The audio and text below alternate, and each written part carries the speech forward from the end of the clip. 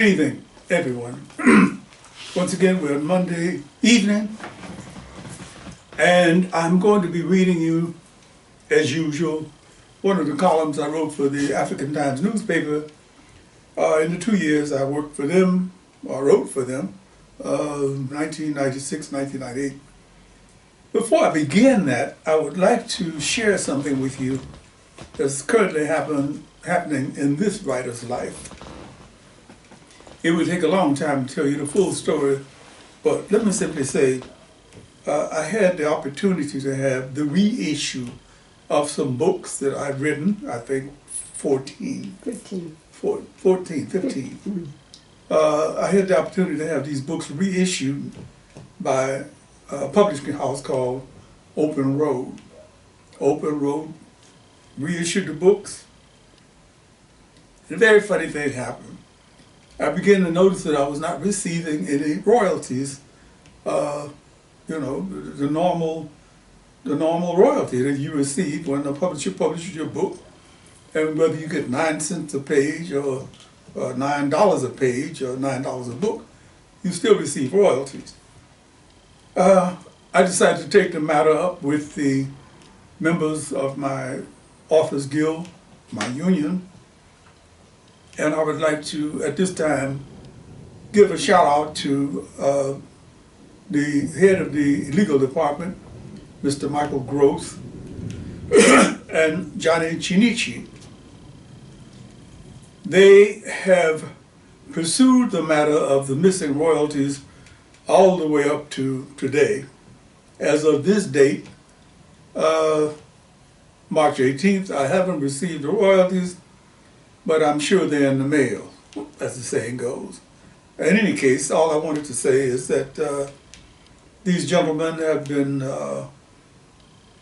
on the case, and I appreciate the efforts they're making on my behalf. Having said that, on with the show. Can I say one thing? Yes, please. I'd like to say that we're a union family. I belong to SEIU, I'm retired now. But I want to say that if you're a writer, you need to belong to the Authors Guild. Okay. I'm glad to hear you say that. That's it. Okay. Well, this particular piece I'm calling Akwaaba to Ghana. Snaps, like snapshots. Akwaaba means welcome in Tree. And you hear it all the time. Ghana is an interesting place, especially down around Accra, where they have several different major language groups. They'll have people speaking Ga, and all of a sudden some Tree will slip into it, and vice versa. You'll have somebody speaking Nzema, and then a little Fulani will slip into it. So there's never any Ga. Ga is the primary language in the South. Tree, Ashanti, is the primary language in the North.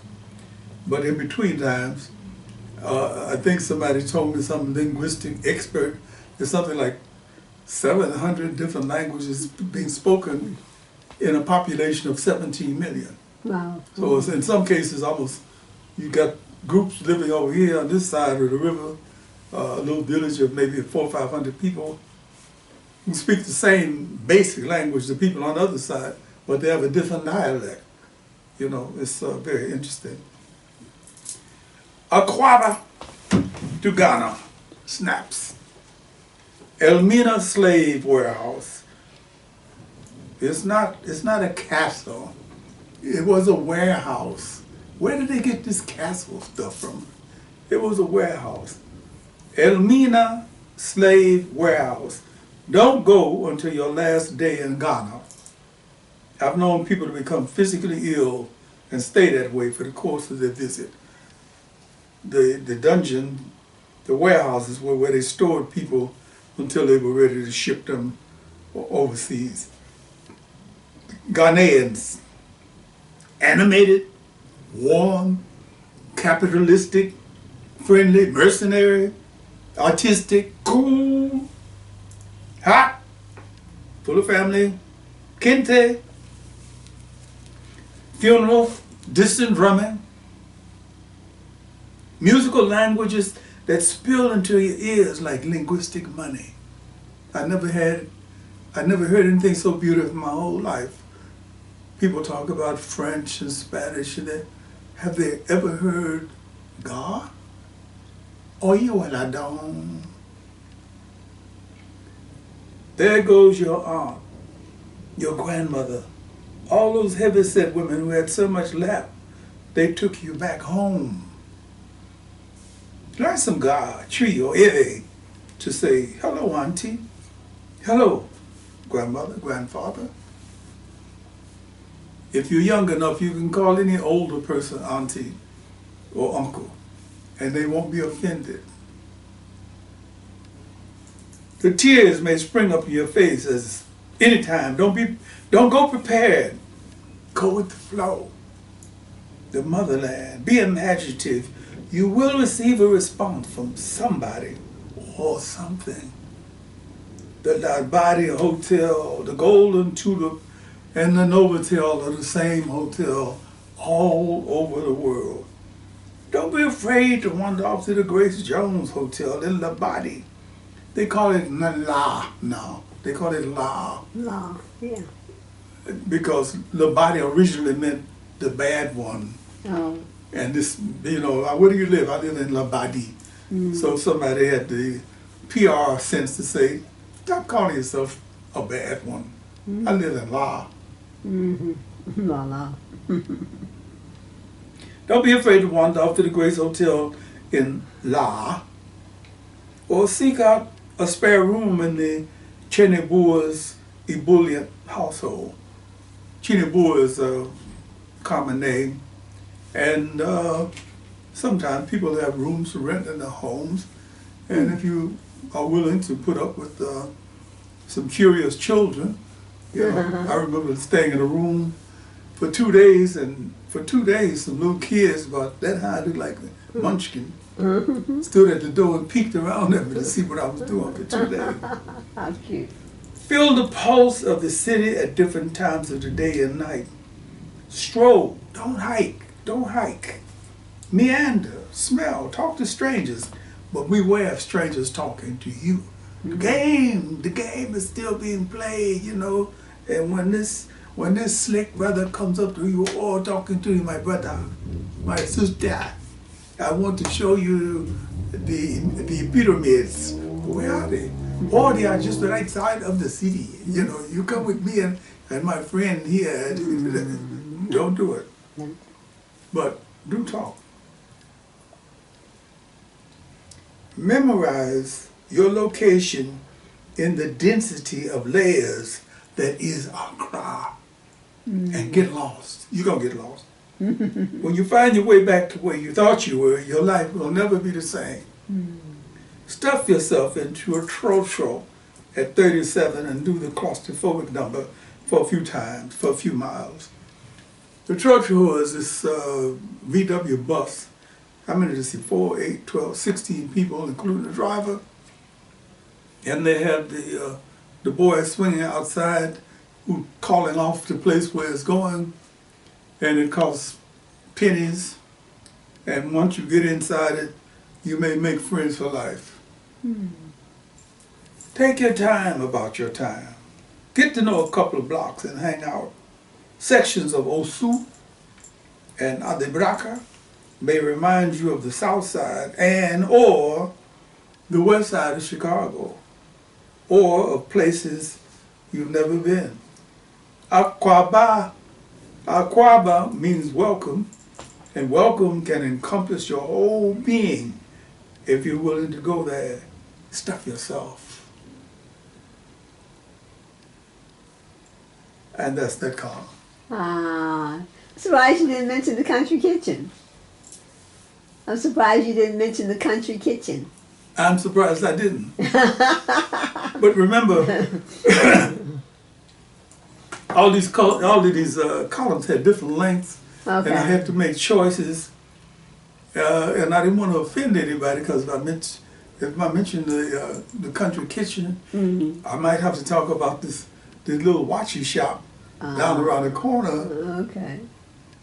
who Yeah. had a much smaller menu than the country kitchen. The country kitchen that Zola is talking about is a restaurant right in the middle of Osu. It's right off of the main street, Irene Street.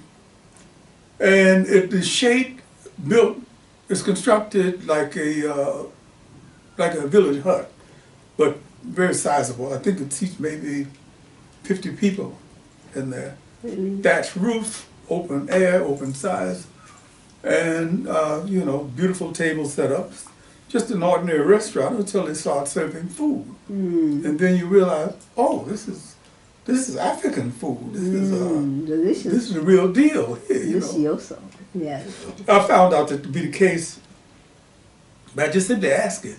And who does the cooking in this place?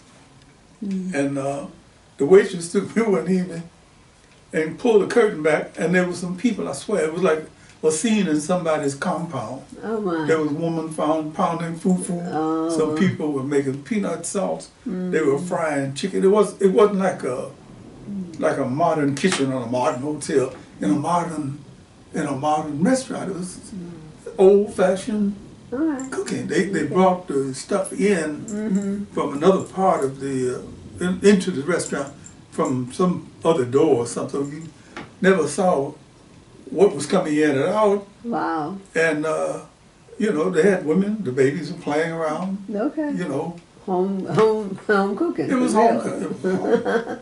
At home. Yeah, that was the country kitchen. And at some point, I think we'll get back there. Have some Definitely. more of Yes, indeed. To Susan Amagashi, to Leonard Oh man. Kennedy, to You know, sometimes I hate to do that too. I hate to mention friends yes. because I'm afraid I'm gonna leave somebody out. Yes, yes. And you get email. Rama Baru, yes. There's so But, many. Yeah, Yeah, we have some good friends there, definitely. and it means, I think, that you're not seeing each other as often as you might Oh, yeah. if you live closer together. And in some ways, that makes the relationship closer Yeah. because you know you can think about them. Susan Amagashi, you mentioned, who was the person who initiated. She started the first Montessori school in Ghana years ago, back in 1992. Yeah. And in some ways, you know, Rama Brew was a top-flight African actress who didn't act like a top-flight actress. You know, Like regular people. She did. yeah, Yeah. Fast Willie, Fast Eddie, Edwin Oforie Bar, Ah, yes. who is now Pastor Bar. Right. You know, Pani and Opeji and the little girl named Squeezy, Oh. you know, grew up like watching somebody become a woman before your eyes. Yes. And one day definitely. you're talking to her, and suddenly she's saying, you know, oh yes, sir. Oh no, sir. Oh, that's right. I've grown to be her uncle Yes. because she's grown to be. Such are the miracles of life, watching the young get old. Oh, we'll think about that. And with that, your website is www.odiehawkins.com. I look forward to seeing you tomorrow night. Likewise. Same time. Oh, most definitely. We can meet here. Yeah. This. Yeah.